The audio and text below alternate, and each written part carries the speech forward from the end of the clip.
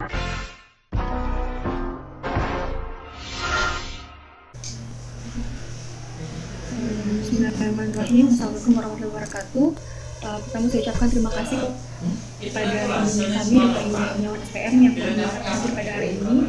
Jadi selanjutnya saya akan membawakan portofolio dengan topik retinopati diabetik. Identitas pasien, nama Nyonya X, umur 73 tahun, jenis kelamin perempuan, agama Islam, suku Aceh, pekerjaan pensiunan, alamat Bali. Pada anamnesis, pasien datang dengan keluhan mata kabur. Keluhannya dirasakan sejak 1 tahun yang lalu, di mana semakin hari semakin berat selama 1 tahun ini. Pasien mengaku sulit membaca dan sulit berbaca, riwayat mata merah di sangkal dan riwayat pandangan seperti berkabut di sangkal. Untuk riwayat penyakit terdahulunya, pasien ada riwayat menderita diabetes mellitus sejak 20 tahun yang lalu dan tidak ada riwayat hipertensi. Untuk riwayat pengobatan, pasien belum pernah berobat mata sebelumnya. Pada riwayat penyakit keluarga pasien tidak ada yang mengalami sakit seperti pasien. Pada pemeriksaan tanda vital, keadaan umum baik, kesadaran kompos mentis, tekanan darah 110/80 mm air rasa, nadi 76 kali per menit regular, pernafasan 20 kali per menit, suhu 36,7 derajat Celcius. Berarti kasusnya sudah ada semua dapat dong? Pada pemeriksaan oftalmologi, mendapatkan pemeriksaan khusus ocular extra 5/50 dan dikoreksi dengan pinhole menjadi 5/15. Khusus ocular sinistra 5/60, kemudian dikoreksi dengan pinhole menjadi 5/9. Kemudian pada pergerakan bola mata baik ke semua arah. Pada pemeriksaan segmen anterior, palpebra superior dan inferior normal, konjungtiva tarsal superior dan inferior normal, konjungtiva bulbi normal, kornea jernih. Pada pemeriksaan pupil didapatkan bulat isokor, refleks cahaya langsung dan tidak langsung positif, iris normal dan lensa jernih. Kemudian untuk pemeriksaan penunjangnya dilakukan pemeriksaan indus. Pada semua pasien datang dengan keluhan utama mata kabur sejak 1 tahun yang lalu, di mana mata kabur dirasakan semakin hari semakin memberat selama 1 tahun ini. Pasien mengaku sulit membaca dan sulit memasak, riwayat mata merah di sangkal, riwayat pandangan seperti berkabut di sangkal. Pasien dengan riwayat diabetes mellitus sejak 20 tahun yang lalu, riwayat hipertensi tidak ada, dan keluarga pasien tidak ada yang mengalami sakit seperti pasien. Pasien didiagnosis dengan retinopati diabetik dan diberikan tata laksana nomor 3x1 tetes pada okulodestra sinistra, kemudian tata lain eye drop 3x1 tetes okulodestra sinistra, dan strobion 1x1 tablet. Untuk prognosisnya, kuat hitam 3/6, kuat fungsional dan nasional 2/6. Terima kasih, saya kembalikan ke moderator. Kasusnya sih. Ya, itu tadi presentasi dari Kak Michaela. Silakan, mungkin dari teman-teman ada yang bertanya? Ada fotonya.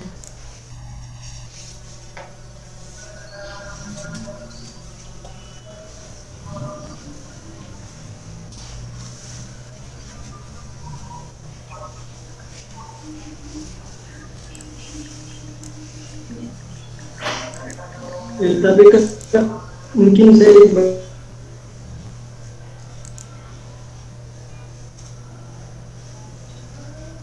saja pilihan terapi dari untuk pasien-pasien yang bisa dijelaskan, Kak?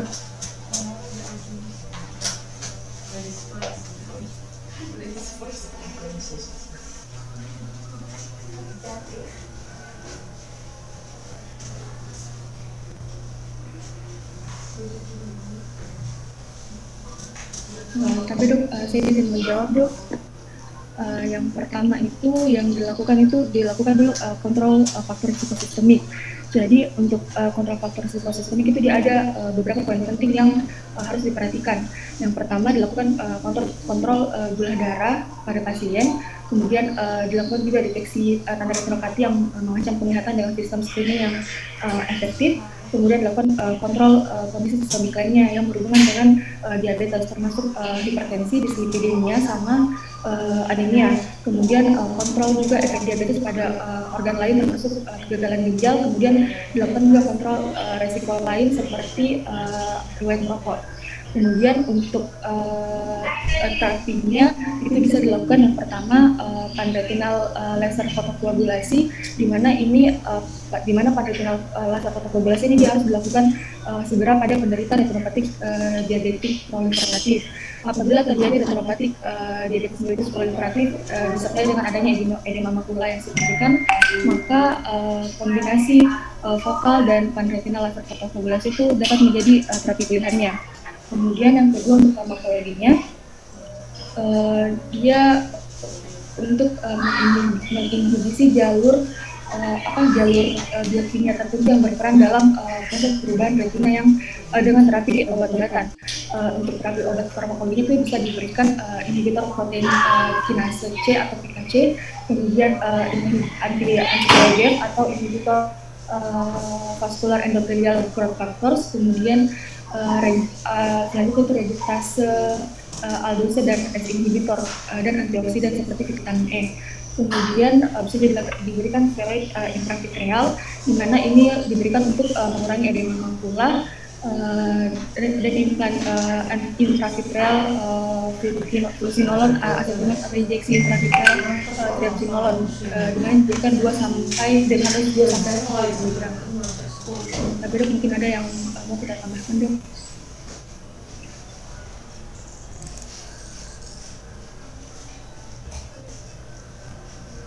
Ada lagi yang bertanya?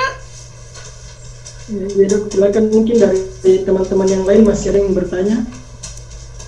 Tapi dok, izin bertanya dok pada materi yang disampaikan itu apa saja komplikasi yang mungkin dapat terjadi pada pasien dan bagaimana cara untuk mencegah komplikasi yang dapat dilakukan? Baik, terima kasih untuk pertanyaannya. Tapi dok, saya ingin menjawab.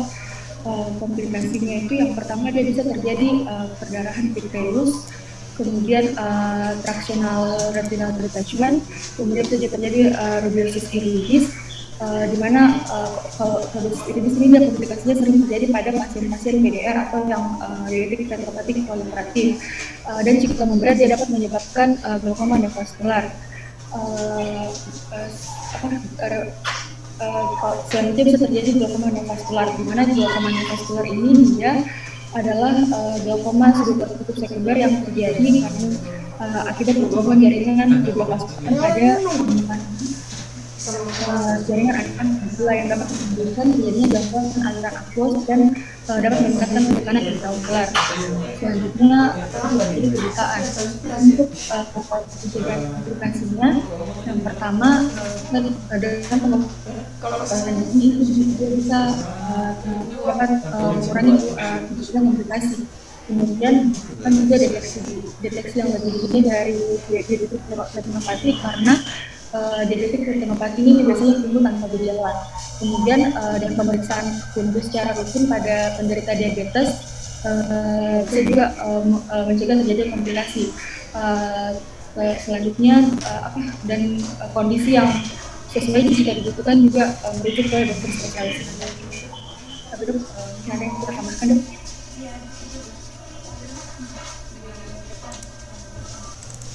Ya, silakan, mungkin dari teman-teman yang lain masih ada yang bertanya. Ya, bagus ya. Pertanyaannya bagus, jawabnya juga bagus. Sudah pinter tuh, bacaannya banyak, referensi kayaknya. Sebenarnya pertanyaannya yang pertama itu, apa dasar diagnosa pada kasus ini retinopati diabetes?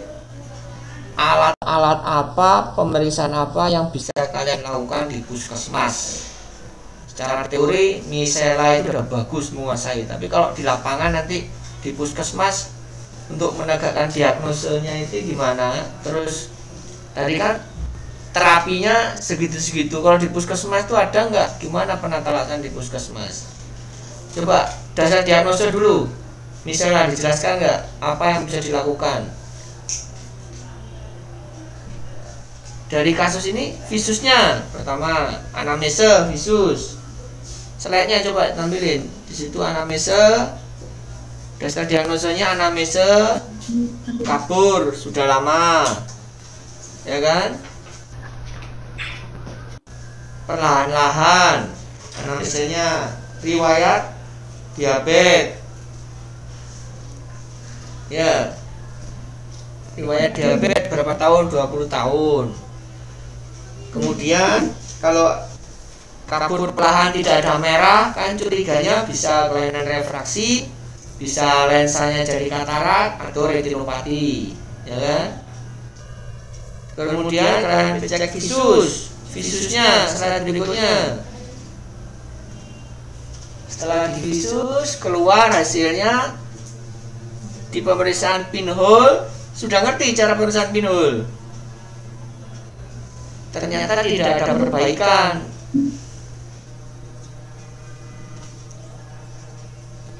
Artinya berarti ada kelainan media refraksi, bisa katarak atau retinanya. Ya, kemudian slide berikutnya.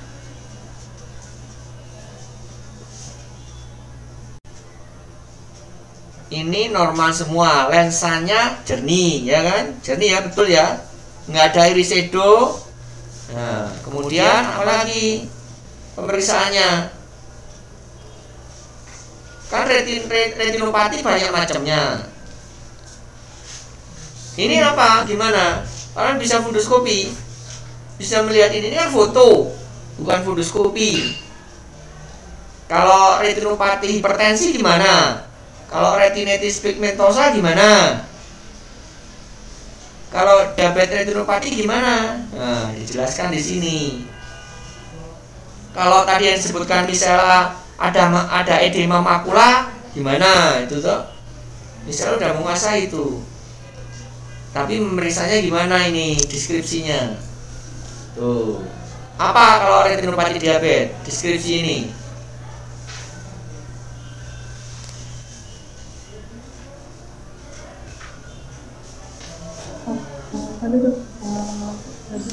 Kalau berdasarkan dulu dia terjadi perubahan mikrovaskular retinanya, Dok. Kemudian ada perdarahan intraretina, Dok.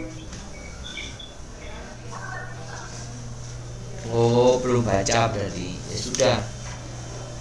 Nggak usah muluk-muluk. Saya yakin belum bisa fundoskopi, apalagi mencari pembuluh darah. Kalian harus cari ada nggak mikroaneurisme.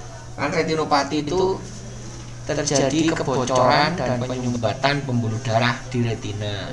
Gambarannya itu bisa mikroaneurisma atau perdarahannya lebih besar di retina, atau ada eksudat, ada hipoksia, ada dot blood, kemudian komplikasinya bisa terjadi ablasi retina, bisa terjadi perdarahan di vitreus, bisa terjadi edema makula. Pemeriksaan sederhana apa yang bisa kita lakukan di puskesmas selain fundoskopi untuk melihat kelainan di retina, di makula khususnya? Belum. Ya, Amsel gate itu nggak ada. Ya kan gitu, baru bisa tegak. Kalau kalian bisa melakukan semuanya itu, untuk pastinya rujuk. Kalau kalian belum bisa fundoskopi, ya kan? Kemudian terapinya, coba terapinya. Apa itu non-core catar lens rubion? Tadi kan disebut. Ya Dok, tapi Dok, non-core itu dia untuk analgetiknya, Dok. Kalau catar lensnya dia untuk anti-inflamasi, Dok. Ya, terus? Kalau catar lensnya dia diberikan untuk anti perdarahannya, Dok. Sama saudian untuk vitaminnya, Dok. Ya, hampir betul. Kalau non-cord itu kalau ada edema makula itu sudah protapnya edema makula orang retina. Kalau alat lain itu sering dipakai untuk katarak, subion ya vitamin subion. Nah sekarang penatasan di puskesmas, kan kalian di puskesmas jangan ngeresepi kayak gitu, salah semua, bangkrut puskesmasnya, mahal obatnya itu. Kalau penatasan di puskesmas kan promotif preventif toh.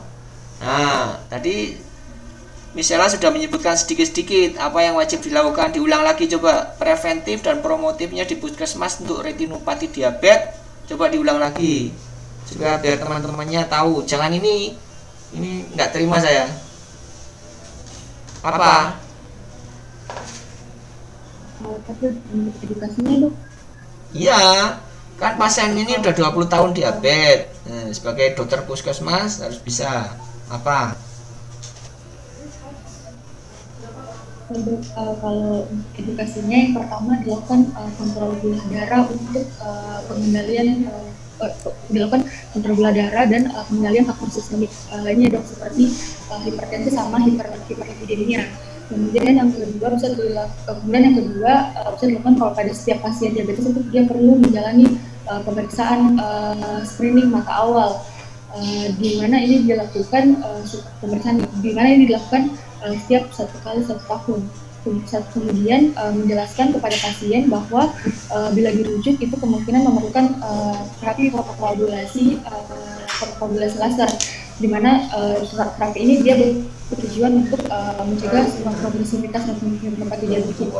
Kalau pada kondisi-kondisi yang berat, dia seperti perdarahan arterial sama aborsi retina itu memungkinkan perlu tindakan pembedahan. Ya, coba saya tuntun satu-satu ya. Kan di puskesmas tidak dipraktek. Kalau ada curiga orang sudah 10 tahun, 20 tahun sakit gula, kita harus rutin setahun sekali screening. Betul yang disebut Misela tadi, screening ya, visusnya bagus apa enggak.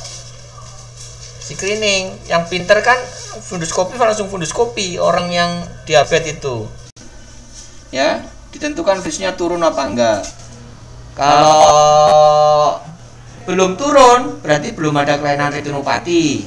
Nah kalian bisa merujuk setahun sekali ke dokter spesialis mata untuk screeningnya. Kalian nggak bisa tuh funduskopi detail lagi tuh, visusnya di screening tuh, dicek di Amsler grid.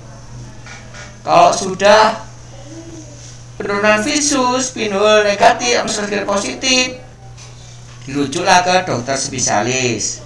Dari situ minta keterangan, ini proliferatif atau belum, retinopati grade berapa, sudah masih ringan, sedang atau berat.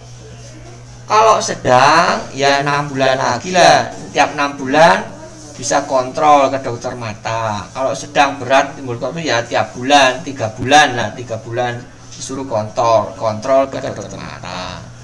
Nah sebagai dokter puskesmas, betul tadi edukasi ya, diabetesnya dicek gula darah, terus dietnya, karena ada program prolanis biasanya orang tua kan diabetes toh. Nah dietnya diatur, senamnya diedukasi cara memberi insulin atau minum obatnya gitu. Kalau ada hipertensinya diobati hipertensinya, ada kolesterolnya turun, tinggi diturunkan karena mempengaruhi kondisi perburukan. Yang jelas edukasinya, kalau sudah retinanya yang kena rusak, dokter mata itu tidak bisa menjadi lebih terang lagi, tetap kabur. Jadi prinsip penatasan retinopati diabetes mempertahankan visus yang masih ada, baik itu pakai fotokoagulasi maupun diinjeksi pakai anti VEGF atau vitrektomi. Itu kalau udah di tingkat subspesialis ya mata. Nanti ya, mungkin itu yang bisa saya sampaikan. Ada pertanyaan?